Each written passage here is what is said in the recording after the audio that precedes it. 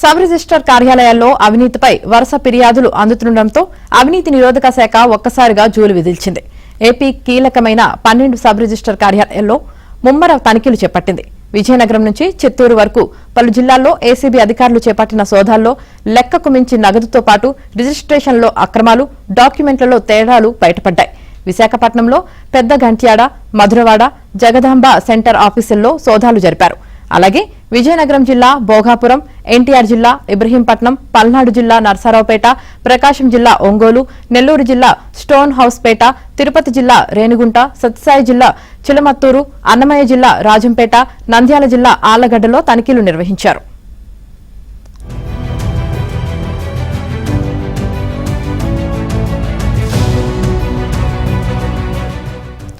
12 sub register ఆఫీసులపై ఏకకాలంలో ACB మెరుపు దాడులు చేయడంతో ఇప్పుడు ప్రభుత్వ వర్గాల్లో ఇదే ప్రధాన చర్చగా మారింది. రిజిస్ట్రేషన్లో ప్రతి డాక్యుమెంటుకు ఇంత మొత్తమని ధరను నిర్ణయించి వసూలు చేస్తుంటారు. ఇది అందరికీ తెలిసిన లంచాల వ్యవహారమే. అరికట్టలేని, పూర్తి స్థాయిలో నిర్మూలించలేని జాడ్యంగా ఇది చాప కింద నీరులా సాగిపోతోంది.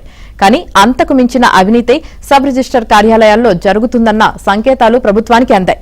కొందరు అధికారుల విశృంఖల అవినీతి వ్యవహారాలు ప్రభుత్వం దృష్టికి వచ్చాయి. దీంతో భారీ ఎత్తున సబ్ రిజిస్టర్ కార్యాలయాలపై ఏసీబీ విరుచుకుపడింది. సీఎం ఆదేశాలతోనే ఈ ఆకస్మిక దాడులు జరిగినట్లు విశ్వసనీయంగా తెలిసింది.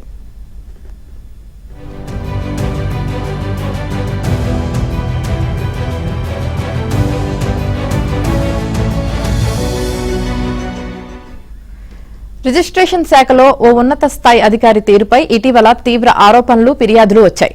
వాటిని ప్రభుత్వం పెద్దగా పరిగణలోకి తీసుకోలేదు. అయితే రాయలసీమలో ప్రముఖ పుణ్యక్షేత్ర జిల్లా పరిధిలోని ఓ సబ్ రిజిస్టర్ వ్యవహారంలో అమరావతి స్థాయిలో ఈయన పెద్ద పంచాయతీ నడిపి భారీ డీల్ను సెటిల్ చేసినట్లుగా తెలిసింది.